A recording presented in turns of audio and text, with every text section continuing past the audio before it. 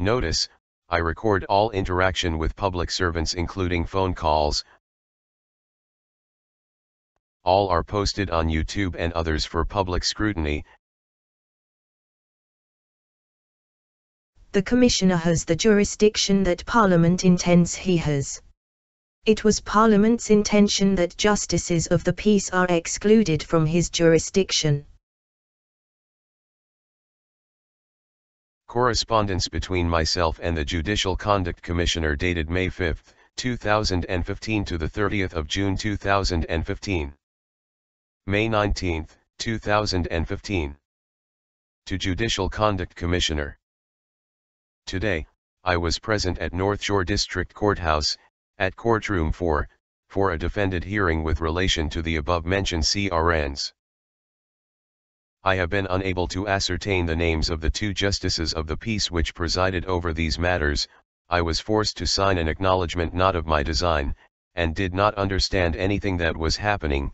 I asked for the man who was verbally giving myself the orders to please identify himself, and I had asked over 4 times within an approximate 3-hour period. At one point he bluntly answered no when I asked himself to identify himself for the record. Is it normal practice to strong-arm a fellow man who does not understand what was happening? I regretfully signed this acknowledgement which was pre-written upon my presentment. I was ignored, insulted, and belittled and ridiculed in what I believe to be an open public court. I require the names of the 2 members of mankind that were acting in their capacity as judicial officers during these matters. I was also told, in no uncertain terms, that the words require, ask, and order all mean the same thing, which I believe to be misleading, and it almost appeared that the man was making up his rules that suited him. Do I not have the right to know who was the presiding justices with regards to these matters? Why is it that no one can explain with any clarity what is happening, as I only wish to have a complete and thorough understanding as to what happened? Please inform me as to their identities, or give an adequate explanation as to why they seem to be hiding their identities and acting, in my opinion, dishonorably. I believe equality before the law is mandatory and paramount. When asked where do you derive your authority over a man, no response was given. I look forward to obtaining their identities, one way or another, as I have been trespassed upon and require remedy. Please suggest what step you would take. Uncertain as to what to do? Many thanks in advance and have a fantastic day. Mark. Their response, May 20th, 2015. Dear Mark, thank you for your email. The Judicial Conduct Commissioner has no jurisdiction over the conduct of justices of the peace and no authority to direct a court to disclose the names of the presiding justices of the peace. Regards. Office of the Judicial Conduct Commissioner. My reply. May 21, 2015.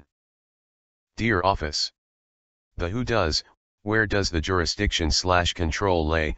How do I find the name of the man who presided over these matters? I have repeatedly asked the building services manager at North Shore District Court for this information, and have received the proverbial run around. Where do I go to obtain both names of these JPs, as well as a transcript of the matters? I also require your name, as I am sure the office did not author this response. Warm regards. Mark. Reply. May 21, 2015. Dear Mr. Keane, only the court in which you appeared will have the information you are seeking. Office of the Judicial Conduct Commissioner. My reply. May 21, 2015. Dear MR/MRS/Ms. Office. Thanks for that. However, the North Shore District Court have failed to date to supply myself with this information upon numerous requests/requirements, both written and verbal, over the span of a week, and even though on that day, I asked both of the men in the capacity of JP to identify themselves to myself, they did not. Carl Luens, the building manager, is aware of these requests/etc. to have this information, and I have been ignored. I have had legal counsel state that the referees that day were obliged to identify themselves to me, but as I have stated, ignored. So who do I ask? Building Services Manager, no luck. Jenny Service Counter? Nope, no luck either. JT at the other service counter? No luck, as he did not have the info.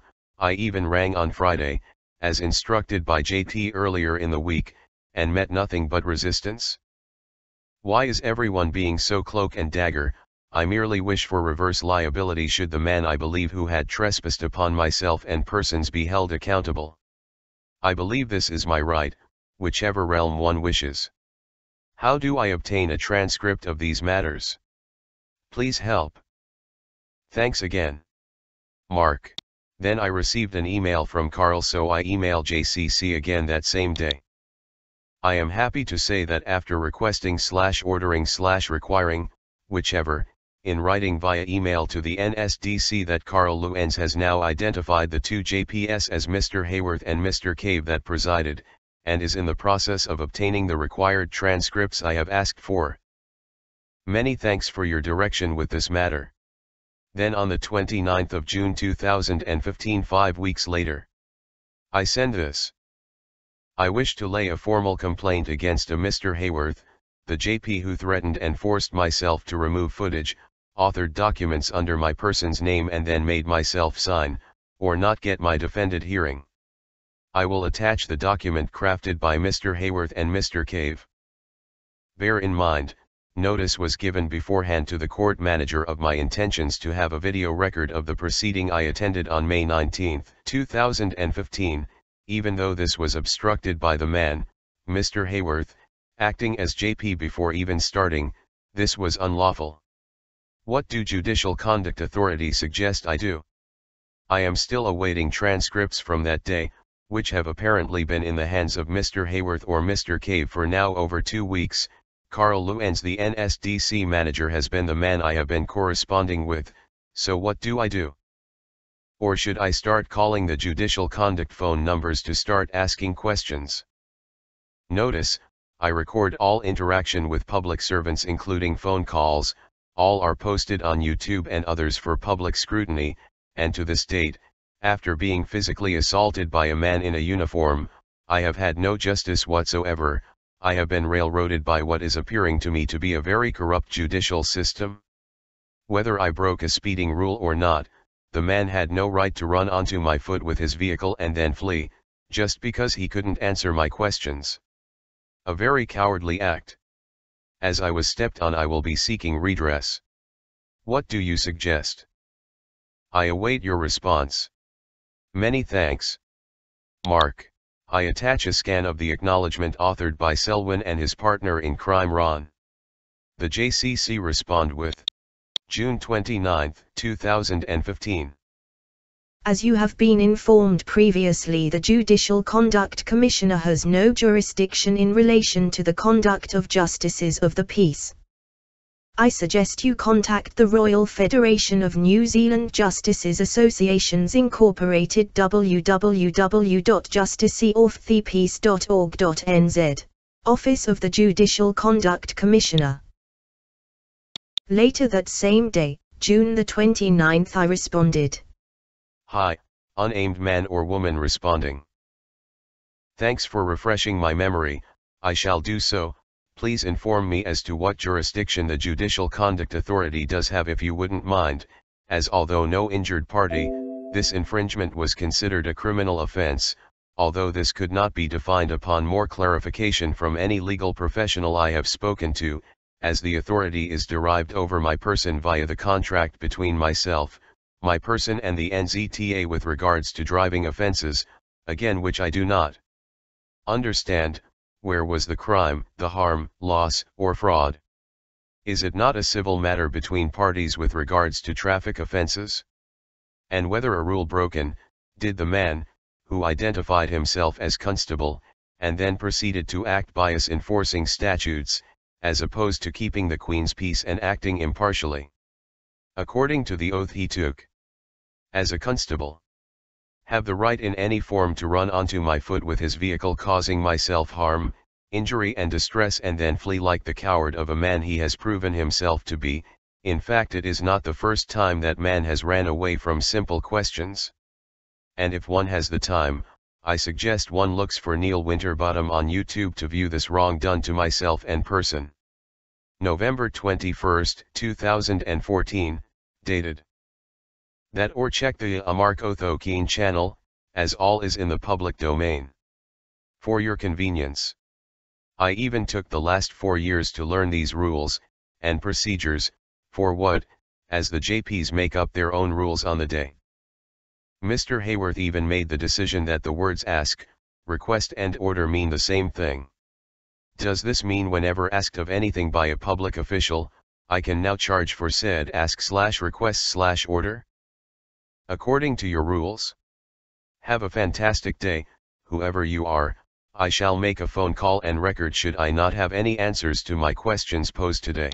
The JCC responds the same day with: the Commissioner has jurisdiction over the conduct of judges.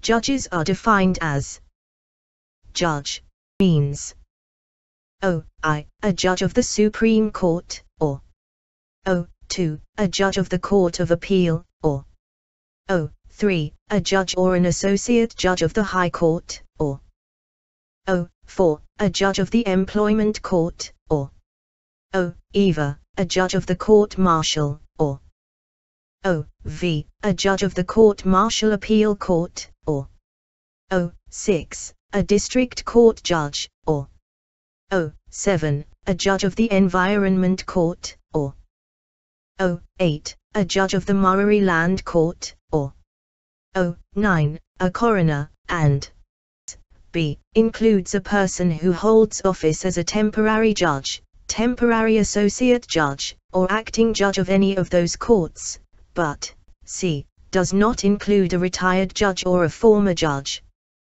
Office of the Judicial Conduct Commissioner. My response was: High Office. Great, so please explain how come within a district court, 6, when we are apparently having a judge-alone trial, what was the JP doing there? Judge-alone trial has judge, not JP-alone trial. So why does the Commissioner of Judiciary not have jurisdiction over a judge-alone trial at a district court, 6? Or is the wording and the ambiguity of these words designed to misdirect? Do you have a name? If so, who is it that I am corresponding with? Last I checked, an office does not have hands to type.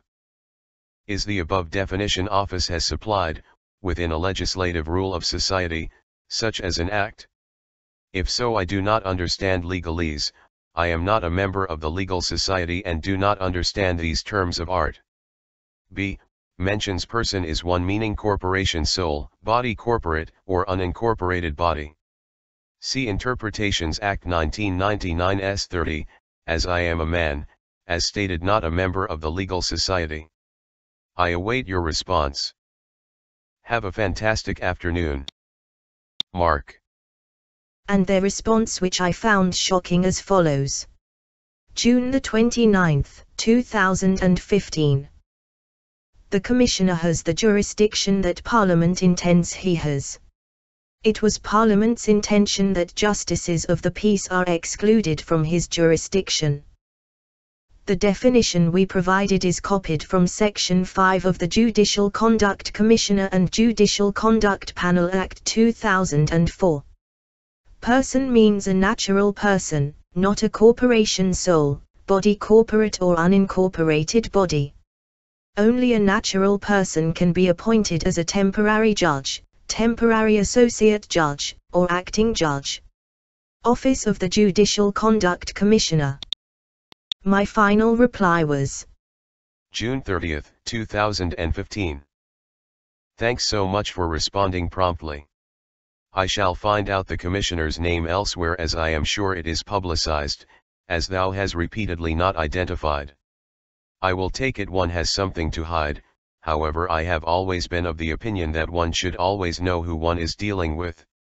Not to worry. So by a natural person/human being, one is meaning a member of mankind? I only ask, as all throughout the 3HR hearing I spent arguing the words and interpretations over the infringements every time I uttered that man, pointing to the man who had identified as Constable Neil Winterbottom, The other men in the courtroom such as James or Hayworth clarified by asking did I mean the title/name. Unfortunately man is not recognized legally speaking, according to multiple law dictionaries I have researched. The first edition Black's Law stipulated the word, however the word man is not defined at all within the New Zealand Butterworth's Law Dictionary, 5th edition, or Black's Law Dictionary 6th edition that I own. Could it be that legislation cannot define man, and man must represent himself/herself as a natural person within a lawful society, or even lower one standing to that of a legal person for commerce, or citizen to be governed? At all times, I am a man, with right and authority as such, and unlike most, I am aware of the differences within languages and various societies, how and what one can represent as. I shall do as thou has suggested and contact/complain to the JP Fed, not that I expect it will make a difference, however, as a multiple of legal professionals have suggested that the only way to actually get any kind of justice at all, is to name and shame them. The resistance I have met during this entire process has been astounding but noted. I record everything, and post on multiple open formats, for public, others of mankind, scrutiny. I shall make my own justice, I do ask. As one does not wish to identify who thou is, do thou have something to fear? Is the office of the Judicial Conduct Commissioner not a public position/role? It is interesting to note, that I have had other government agencies stipulate that the word person is not defined any further legally speaking, an error in their part, confirmed by thou. So even though a man, I must lower myself to that of a natural person, to seek redress, only to be trodden all over. A natural person? Such as crafted within the legislative rule of society New Zealand Bill of Rights Act 1990, S29. It is apparent the more resistance I receive only confirms my presumptions of corruption. However, most use/use have no clue as to the deceptions used to gain control/jurisdiction over each and/or persona/capacities each chooses to represent as. So I ask the man or woman reading this correspondence, where does any other man or woman derive their perceived authority over, I am man? Is one governed? Or self-governing? A man/woman or person? If person, what kind of person does thou think one is? I shall presume thou is legally trained by the responses, therefore a member of the law society, and one bound to such. Correct my error if incorrect if thou wishes. Every step of this process has been posted, over 800 videos in total, and yes, there will be a new video in the near future with regards to the office of the Judicial Conduct Authority. Humorously, it would appear the more questions asked, the deeper the hole any respondent will find themselves in, much like thou, as one has now confirmed, while in current capacity, yet another coercion and deception perpetrated upon mankind by that which was created to secure property of mankind for mankind, government. Ever met this Parliament thingy? I have been directed to speak to the local MP, who happens to be John Key. Fat chance that man can do anything, as the only time I have met him I was assaulted by his SS, again on footage, August 11, 2014. If one wishes to confirm this on my channel for one's viewing pleasure, in fact one lawyer even started laughing when I mentioned who the local MP was. What does that say to thou?